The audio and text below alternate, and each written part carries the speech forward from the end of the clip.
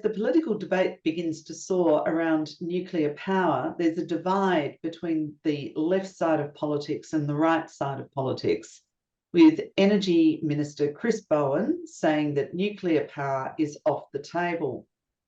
Peter Dutton, however, says that Australia must consider small modular nuclear power plants as part of its power mix.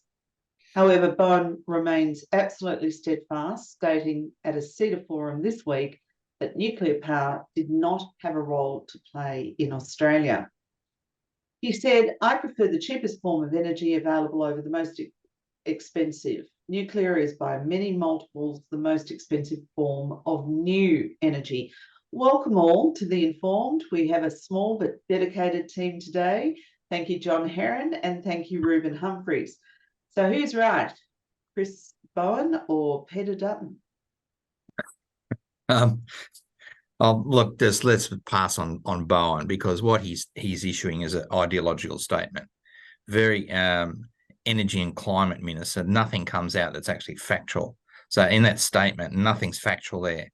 Having worked in renewable energy, if you want to do a what's called long-term marginal cost, megawatt hour, probably nuclear is probably about 100 megawatts an hour, the same cost to construct and build as wind and solar, excluding some solar units like the rooftops, which has come to Australia's aid. At the same time, I was looking at energy generation last night. So New South Wales at 88% from coal and gas last night.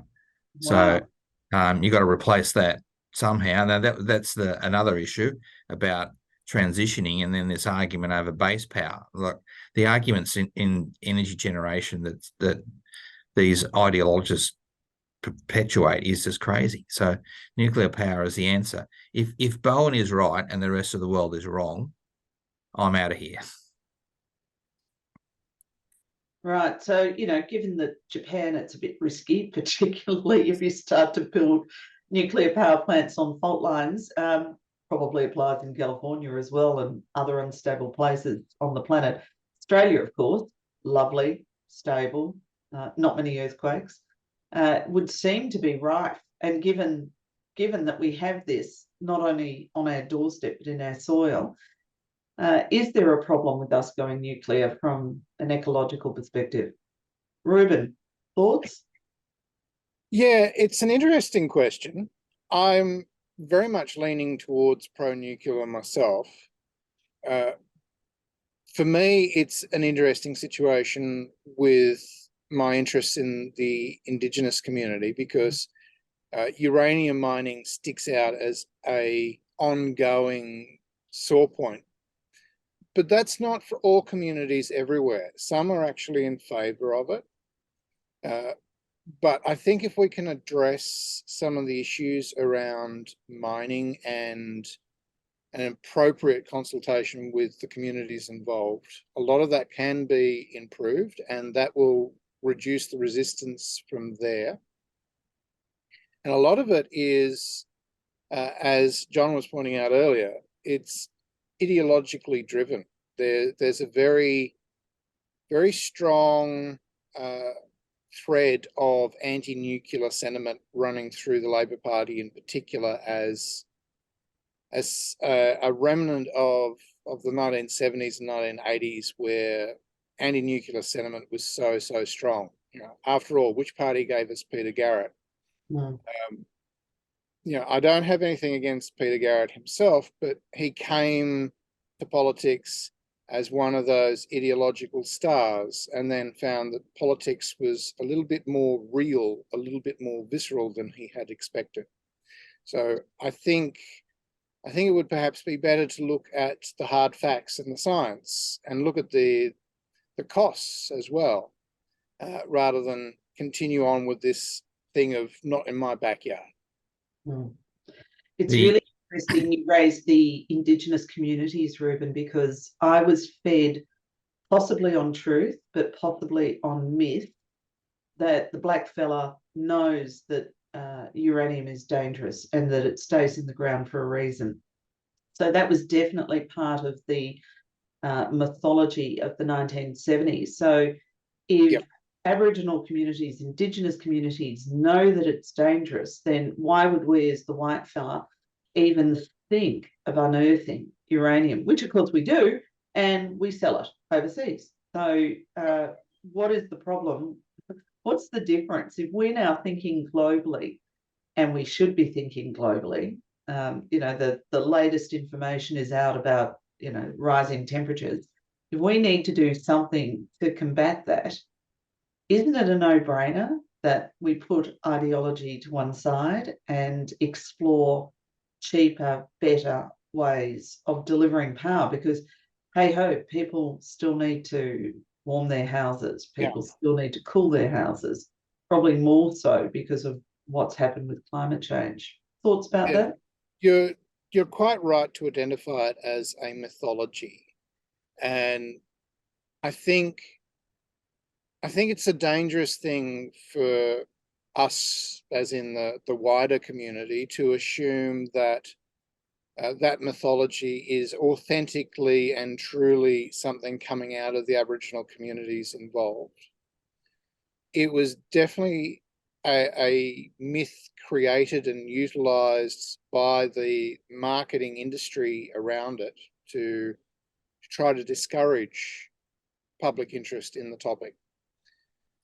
And a lot of it has been fed back into those Aboriginal communities, convincing them of the truth of it.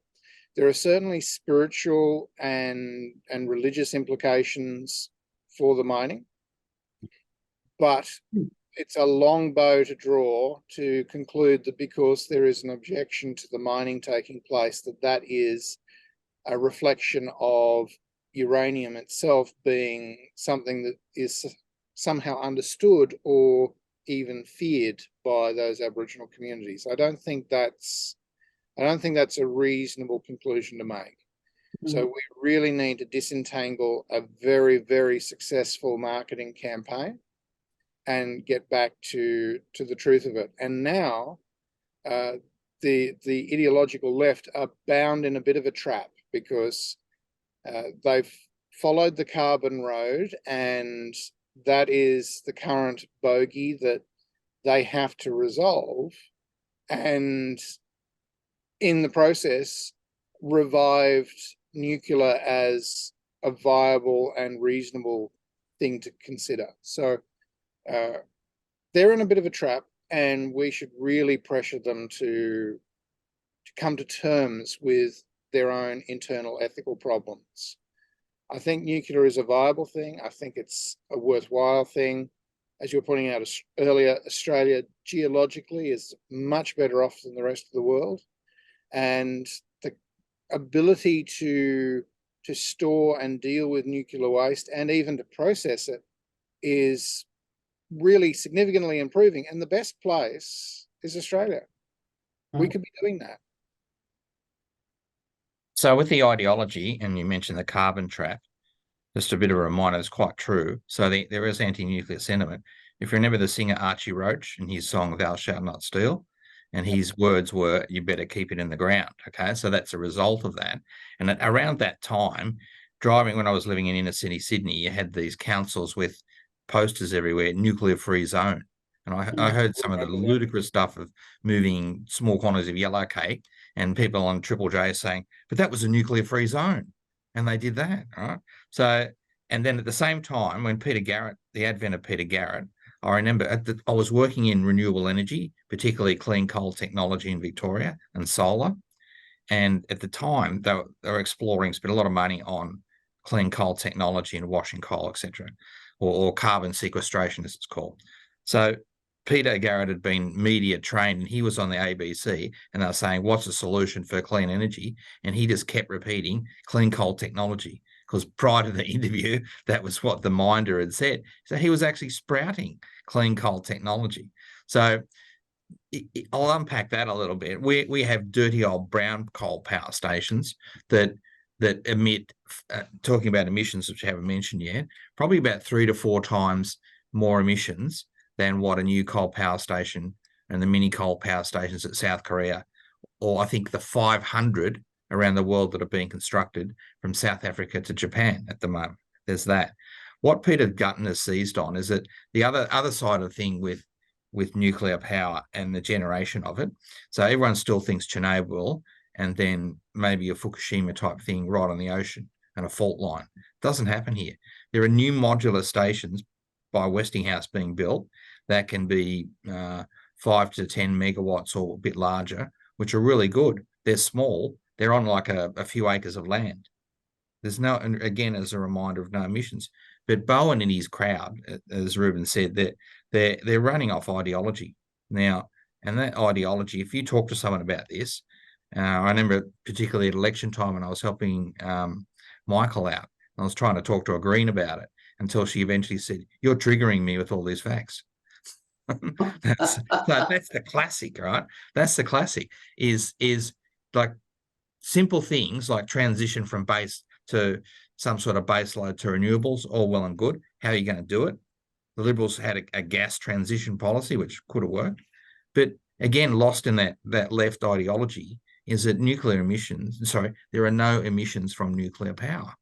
Emissions count for about 36% of, electricity generation is about 36% of emissions. So agriculture is 20%. So it's huge to impact in that space and then reduce that. You're at your zero target like that. Also, the new small power plants by Westinghouse can be constructed in 2 to 3 years. The caveat of that is anywhere else but Australia. Okay. Yeah. So 5-10 years ago, a nuclear power station took 10-15 years, probably 50 in Australia, if at all. So and this goes back to that bigger problem, John, of course, about our lack of commitment to infrastructure. So we've allowed dirty brown coal, as you say, to rattle on, and we're so dependent upon it. The smart money is exiting coal for obvious reasons. The smart money is diversifying their portfolios, given that they know what's happening. The smart money is leaving Australia. So Yeah. who would build any type of power station with the uncertainty here? Companies can build wind turbines, that's fine, and there are subsidies around that. The artificial high power price, that's going to stay there, so that's probably reasonably profitable. So there's plenty of that. But again, it's the old adage when you say to these bordering on fanatics, if you say if the wind doesn't blow and the sun doesn't shine, you don't have any power. Well, yeah. South Australia is a great example of that. So what happens is that it's all ideology, and then when those two elements don't appear, they import it from brown coal, Latrobe Valley. Right? Well, somewhere along the line, ideology will clash with reality, as it invariably does, and power blackouts, brownouts, right, also refer to them as, will become more frequently. So will become more frequent. So that I think is going to be a real awakening for the average Joe and Josephine in the populace, thinking, yes, solar's great, wind's great. Now, correct me if I'm wrong, John, you probably know about renewables more than I do, but the shelf life of wind turbines is actually relatively short, and yes, the cost of production and what goes into actually making a single vane in a wind power structure takes a lot of energy. That's right. Yeah, that's true. So how you calculate them is on a long-term marginal cost. So like you average out the cost, say 30 years. That's why nuclear actually comes down. And that was when I worked on that 2005 and 6. So the nuclear technology has rapidly improved. But Bowen is in a conundrum here, right? Because he would realise that the lead time into producing that gap when everything falls over and the coal power stations are decommissioned one by one is too far to build anything in the interim. So there's inevitably the anything down to the grid collapsing. South Africa is having that exact problem right now. So it's an incredible situation. I think I mentioned it a few months ago. I saw that the head of Eskom, the Electricity Commission in South Africa, being interviewed. So they have rolling blackouts and the grid is about to implode. So they're going to have like darkness for days and weeks and to get the grid back up. That's possible to have here. If you can't generate it, that's what happens. So that's the train wreck that we're running to. And if you talk to these people, they grab any type of ideology like this, they grab any excuse. Fukushima blew up, Chernobyl, nuclear's bad, can't drive it through Fitzroy or Glebe in Sydney. We're doomed. So it's going to lead to an absolute disaster. And so I'll say one thing, since I'm sprouting facts today, Australia has about 65% of world uranium. Yeah, fantastic position for us to be in if only we could utilise it.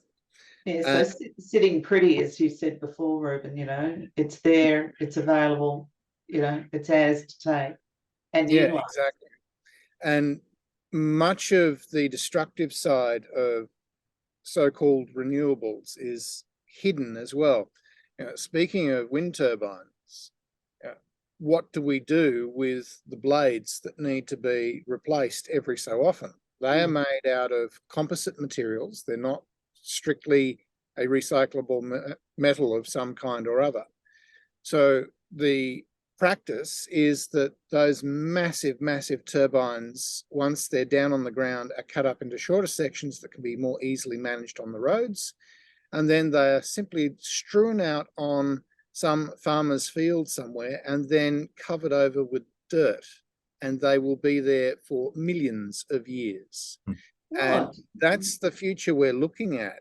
That, we worry about how we're going to dispose of uranium, small quantities that admittedly are dangerous and need to be very carefully managed, is being traded for massive bulk of forever materials that will be just covered over with dirt and never ever degrade. They will be there forever.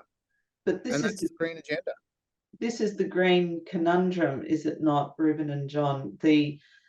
When you do the maths on, say, an electric motor vehicle, and you look at the energy that it takes to produce the battery, I realise we've got to start somewhere, but I think you've got to get smart about this, and I think you've got to be informed. And part of the issue I have, having been brainwashed in the 1970s, as you pointed out before, that was the period of time when that political activism against nuclear energy was at one of its zenith.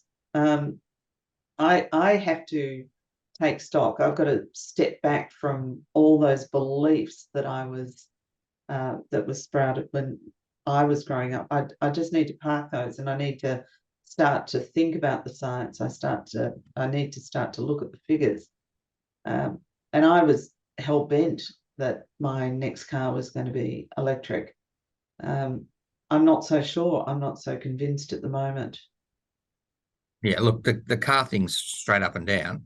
It takes about 100,000 kilometres for an electric vehicle to travel before it hits an equal point of emissions of producing a petrol car. Okay, so that's that. Look, when I lived in the US many years ago, I got my power bill, which was very low compared to here, and it had on the power bill 60% of your power came from nuclear, 30% gas, and a bit of oil, that's that. And that's good. And you live with it. Now, Bowen's fear and all of his ideologists, right, is not, and this is the danger of these people. It's not about what's practical and what's logical or scientific. It's about what can fly, keep me in power, and I can enrich myself. So he has these nonsensical statements about baseload power. So just again, full of facts today. So Victoria has what you call peak power. So it runs at 6,000 megawatts an hour right now where we are. In summer and a hot day, it goes to 15,000. So you got to, in a few hours, you got to ramp up your power, right? Where can you generate on double or triple your generation? That's simple. I ask that question.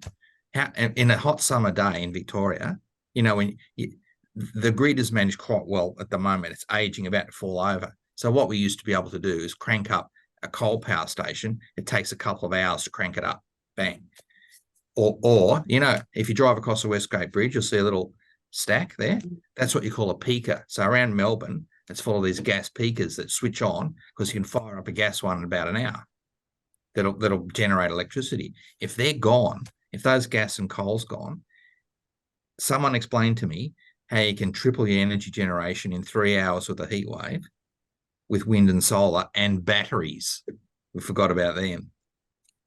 It's impossible, absolutely impossible. So really, this is around educating the grassroots. The grassroots and in Australia, forget that, and are not able to be educated. There's that much propaganda in it. Only as Ryan Smith keeps saying, in Australia, the only thing for this population to understand is pain, and they've had a lot of lucky breaks. So rolling power, food shortages, etc., and go to your supermarket and all the food's trashed because the power's been off for 6 hours. That's when they'll think about it. But even then, like a lot of them, like, oh, they're reluctant to even that they don't question their own ideology in Australia. Right? Politically ignorant, so they're just going to swallow it and suck it up when it happens. But the time's fast approaching because we can It's see too what's late. going to happen. It's too late now. The lead time to build that gap, as baseload now, ideology is closing down. Or like last week, Liddell Power Station in New South Wales in the Hunter was closed down. The biggest one generates a huge amount of power for New South Wales, exported to Victoria, and in times of when that peak periods of energy come, Victoria imports black coal technology. Okay, sorry, black coal generated power. So that's going to be gone. So goodbye for that. So that replacement, there's no plan for one power station of any type, gas, whatever, on the drawing table now. And with the lead time double the time of the world, like if they put in a gas turbine, it would probably take, I reckon, 7 to 10 years, because the turbine, we're unable to manufacture a gas turbine in Australia to get that. They have to be imported on a large ship from Germany. So how could it be put in? It can't. It's going to happen. And speaking of Germany, I always find it slightly amusing that Australians who have bought into the ideology, happy to travel through Europe, happy to enjoy the largesse generated by nuclear power plants when they're tourists, but not on my shore. You know. Yeah, well, that's typical of these people. But Germany's got its own crisis. They've had rolling blackouts because they went to a lot of renewables. I saw a really good cartoon recently. It had in Germany someone with a fan over a wind turbine with a electricity lead line going back into France where the power comes from nuclear power. So at the moment, Germans are feeling good. They're having these blackouts because they got certain renewables. They didn't want to rely on brown coal, and they have to import nuclear from France. You know, as you know, the ideology in Germany for anti-nuclear, for a lot of reasons, is very strong, without except the same idiocy that Australians have. Well, it's going to catch up with us eventually, Ruben. Yes, I think, noting that we're due to close the show shortly, I think perhaps to summarise the problem, our politics is marked by trying to export our ethical and moral responsibilities to other jurisdictions, other places, all of the time. As John was pointing out, you know, when brown coal fails in Victoria, it imported its energy from New South Wales and exported its moral responsibility to New South Wales. And when other states needed their energy, like South Australia, they'd seek to import it from Victoria and export their moral problems to Victoria. And so the system goes on around the world following the green agenda. We really need to interrogate it and bring out the falsehoods and contradictions in that agenda, because it is really wrecking the world. And the time to kick it down the road has passed, frankly. It's passed, but it's impossible. It's now this denial of basic energy facts is now mainstream. And not only mainstream, but Bowen can sprout fabrications like he's just done, and that you mentioned earlier, and it's accepted verbatim, right? I believe the majority of the well, majority of the population accepts that. And again, it's only until they're going to get blackouts and question it. But even then I question that, because in South Australia, when they had some days, which was really good, where they had 100% wind and solar generation for many, many days in time. And then the debate came over there with batteries. Then they had rolling blackouts there when the interconnected with Victoria went down. But I spoke to South Australians and they were I'm going to use that term, brainwashed, that they had a couple of small batteries and they were the difference. Yet they still went to blackout, right? So they believed in these batteries, right? Which is, a battery is a battery. And then the other thing that came into mainstream was, I spoke to some of these people. They said that batteries generate electricity, right? And it was totally believed. That's when I said it's not possible, and you're triggering me. So we're absolutely doomed. Well, I don't want to trigger anybody that might be watching this, but I think we need to rethink the assumptions and the false assumptions that we've been fed, or we've chosen to believe. The moment of truth is, as I said, we've passed the moment of truth. That's right. We need to do something. We need action, and we need proper leadership. We don't need that ideology at the top of the food chain in Canberra. You've been watching The Informed. Thank you again, John Heron. Thank you, Reuben Humphreys. I'm Caroline Counsell, your host.